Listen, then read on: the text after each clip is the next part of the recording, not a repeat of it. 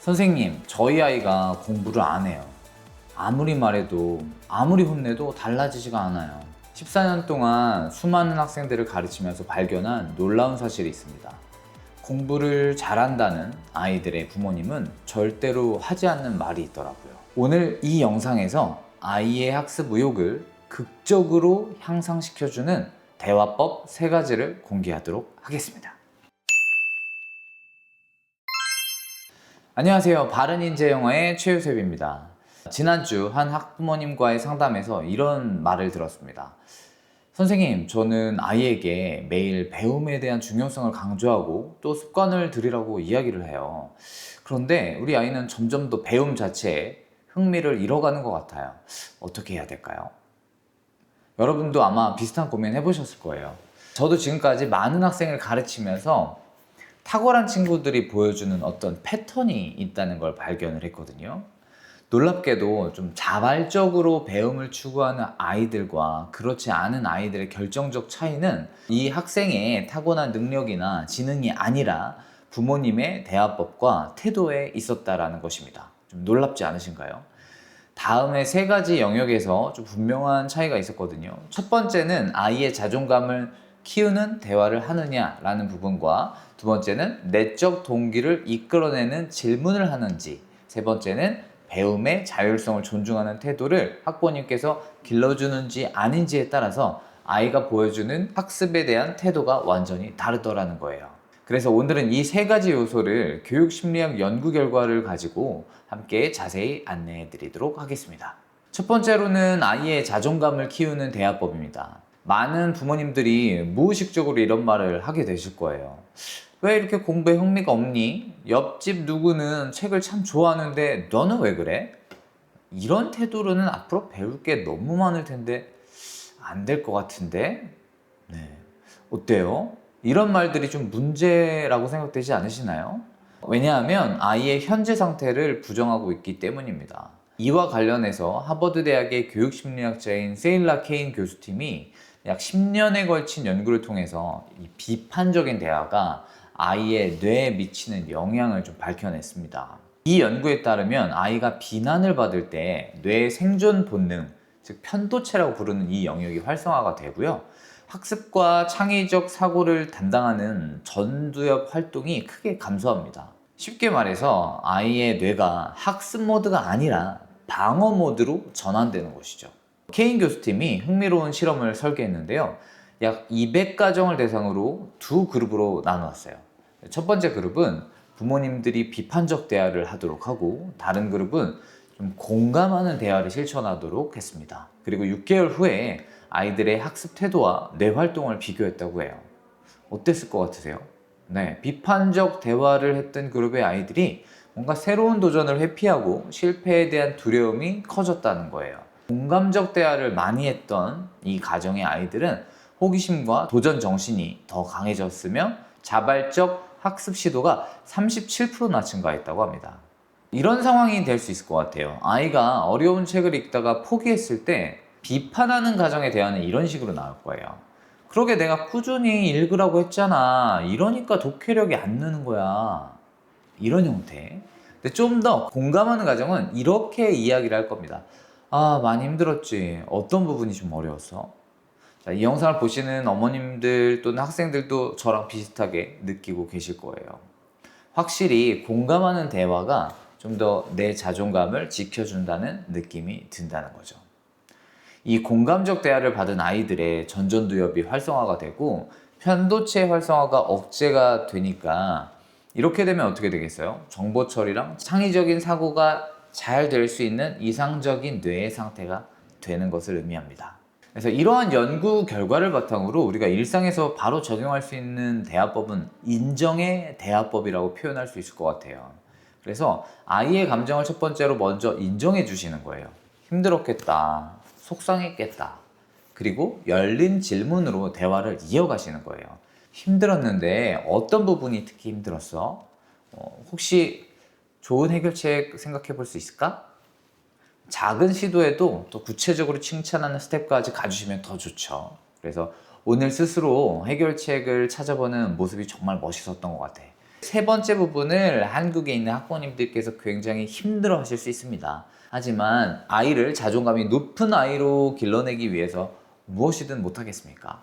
다시 한번 강조하고 싶은 부분은 바로 이 부분이에요. 중요한 건 완벽한 대화를 하는 게 아니라 아이의 감정을 좀 인정해주고 존중해주는 태도를 가져보자는 겁니다. 두 번째는 내적 동기를 이끌어내는 질문법입니다. 아이들이 부모님의 강요 없이 열심히 하는 것이 하나가 있습니다. 맞습니다. 게임입니다. 왜 게임은 시키지 않아도 열심히 할까요? 왜냐면 자율성과 성취감을 둘 다 주기 때문입니다. 이와 관련해서 로체스터 대학의 심리학자인 에드워드 대시와 리처드 라이언 교수가 개발한 자기 결정성 이론이라는 게 있어요. 이게 인간 동기부여의 핵심이라는 것을 밝혀냈는데, 이 이론이 뭐냐면 자율성은 스스로 선택하는 느낌이고, 유능감은 무언가를 해낼 수 있다는 자신감, 그리고 관계성, 타인과의 어떤 의미 있는 연결감을 가지고 있는 것입니다. 이 세 가지가 정말 중요한 요소라고 해요. 어떤 분야에서요? 네, 내적 동기를 끌어올리는 데 있어서요. 그래서 대시와 라이언 교수 팀이 한 가지 흥미로운 실험을 진행을 했는데요. 두 그룹 학생들한테 퍼즐을 줬어요. 한 그룹에게는 퍼즐 풀기에 대해서 보상을 약속을 했고, 다른 그룹에는 그냥 즐기라고 했답니다. 네, 실험 결과가 놀라웠는데요. 자유시간에 퍼즐을 계속 풀기로 선택한 비율이 보상을 줬던 그룹에서 훨씬 낮았습니다. 이게 무슨 말이냐면 보상이 오히려 내적 동기를 감소시키는 경향이 있다는 겁니다. 이런 현상을 과잉 정당화 효과라고도 부르더라고요. 무슨 말이냐면 외부 보상이 내적인 즐거움을 대체해버리는 현상이라는 거예요. 그래서 부모나 교사가 통제적인 언어를 사용할수록 아이들의 내적 동기가 감소하게 되는 거예요. 반면에 자율성을 지지해주는 언어 방식을 채택한 환경에서는 아이들의 내적 동기와 창의성이 향상이 된다는 겁니다. 통제적 언어는 이런 게 될 수 있어요. 책을 다 읽었니? 다 읽어야 놀 수 있어. 그런데 자율성을 지지하는 표현은 이런 게 있겠죠. 이 책 중에서 어떤 부분이 가장 흥미로운 것 같아?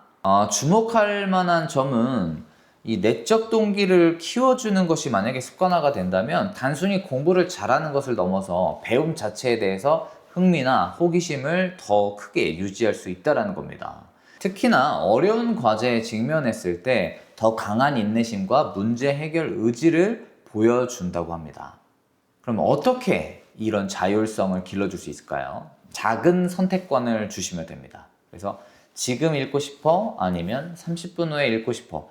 읽겠다, 읽어야 한다라는 사실은 변함이 없지만 언제 읽을지를 아이에게 선택할 수 있는 그 작은 선택권을 주자는 거예요. 그리고 목표 설정을 할 수 있는 대화를 하는 거예요. 이번 주에는 어떤 것을 배우고 싶어? 라고 질문을 해주는 거죠. 그리고 세 번째로는 의미를 발견할 수 있도록 도와주는 거예요. 이 활동이 너가 좋아하는 것과 어떻게 연결이 되는 것 같아? 라고요. 그래서 진정한 학습은 부모가 무엇을 가르치냐가 아니라 아이가 스스로 무엇을 배우고 싶어 하느냐에 달려 있습니다. 학부모님들이나 교육자의 역할은 그 불꽃을 지피는 역할을 해주는 것입니다. 세 번째는 배움의 자율성을 존중하는 태도입니다. 많은 학부모님들이 아이의 학습 활동에 좀 과도하게 개입을 하려고 해요. 숙제를 직접 확인하고 학습 일정을 챙기고 심지어 활동 계획표까지 만들어 주시려고 하거든요. 그런데 이게 장기적으로 정말 도움이 될까요? 세 번째로는 스탠포드 대학의 연구 결과를 가지고 왔어요. 스탠포드 대학의 심리학자인 캐럴 드웻 교수는 이와 관련된 획기적인 연구로 성장 마인드셋이라는 개념을 발표했습니다. 드웻 교수는 20년 이상의 연구를 통해서 사람들의 능력에 대한 믿음에 두 가지 유형으로 나뉜다는 것을 발견을 해냈어요. 첫 번째는 고정 마인드셋이라는 거예요. 그래서 이게 무슨 말이냐면 능력이 타고나는 거고 거의 변화하지 않는다고 믿는 관점이고요. 두 번째는 성장 마인드셋입니다. 그래서 능력은 노력이나 도전 그리고 실패를 통해서 발달한다고 믿는 관점인데, 드웻 교수 팀의 연구에 따르면요, 어린 시절에 어떤 마인드셋을 갖느냐에 따라서 성인이 된 이후에 성취와 행복에 지대한 영향을 미친다는 사실을 발견해냈습니다. 특히 주목할 만한 내용은 이런 거예요. 부모의 태도가 아이의 마인드셋 형성에 결정적인 역할을 한다는 것입니다. 이런 연구를 했어요. 한 그룹한테는 너는 정말 똑똑하구나 라고 칭찬을 했고, 다른 그룹에게는 정말 열심히 노력했구나 라고 칭찬을 해줬습니다. 그 결과 어땠을까요? 똑똑하다고 칭찬을 받은 학생들은 되려 어려운 도전을 회피하고 실패를 두려워한다고 해요. 반면에 노력 자체, 과정 자체에 칭찬을 받은 아이들은 더 어려운 과제를 선호하고 실패에 대해서도 더 긍정적으로 대응을 했다고 합니다. 자, 그래서 여기에서의 시사점은 이런 거예요. 부모님이 결과보다 과정을 더 중시하고 실패를 배움의 기회로 여길 수 있도록 아이들을 응원해주고 지지해주고 그와 관련된 대화를 이끌어 나갈 때 아이들은 더 강한 성장 마인드셋을 발달시킬 수 있다는 겁니다. 고정 마인드셋 대화는 이런 걸 거예요. 아이가 네 문제가 정말 어려운 것 같아요 라고 이야기를 하면, 그래? 너 수준에 너무 어려운 것 같아? 그럼 쉬운 문제부터 해볼까? 어려운 건 나중에 하자 라고 할 수 있을 것 같아요. 그런데 성장 마인드셋은 이럴 수 있을 것 같아요. 새로운 도전이구나. 근데 어떤 부분이 좀 어렵게 느껴져? 함께 좀 접근 방법을 생각해 나가볼까? 어때요? 첫 번째는 아이가 지금 이걸 해결해낼 수 없다는 사실을 인정하고 바로 쉬운 방식을 채택하였습니다.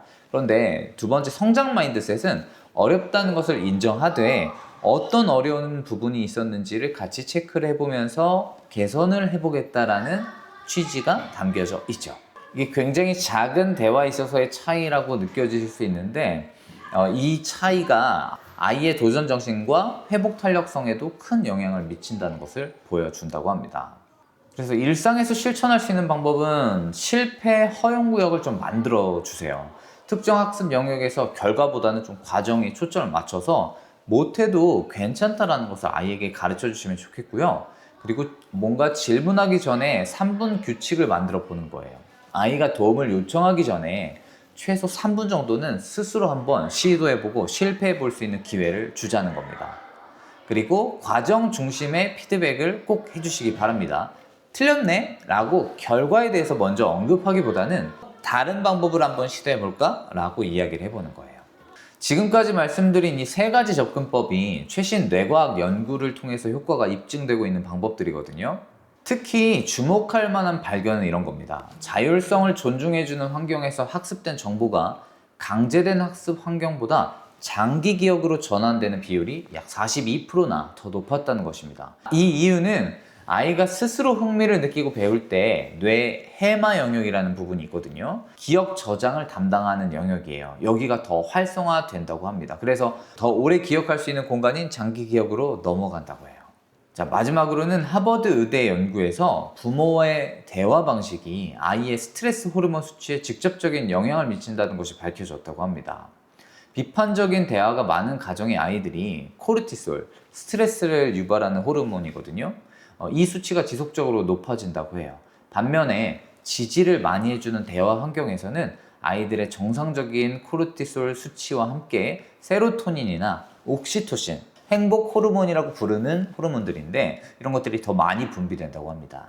자, 그래서 위에서 이야기했던 키워드들을 한번 요약을 해볼게요. 첫 번째는 정서적으로 안전한 상태를 제공을 해준다. 그래서 비판이나 비교 없는 대화를 통해서 아이의 뇌를 최적의 학습 상태로 만들어주자는 것. 두 번째는 내적인 보상 시스템. 외부 보상보다 내적 동기를 강화할 수 있는 대화를 해보자는 거예요. 그래서 도파민과 같은 학습 강화 호르몬이 자연스럽게 분비될 수 있도록 도와주는 거죠.